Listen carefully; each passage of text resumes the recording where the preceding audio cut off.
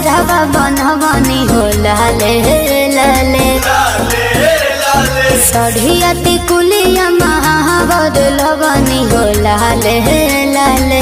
आवा हो चला माई बोलले बारी हंसवा गले बारी चला कर दर्शन कीजिया हर साल राते मयरिया सपना देखौली चलो चुनरी चढ़ावे चलो चुनरी चढ़ावे चलो चुनरी चढ़ावे।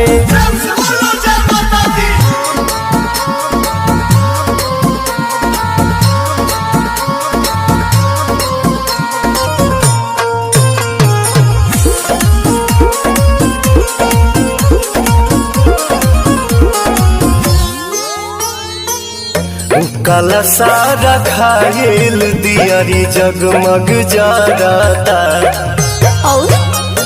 भक्ति के भाव में मनवा जय जय करता। झुमुका हलावा सुनो रे गधरा गधरावा सुनो रे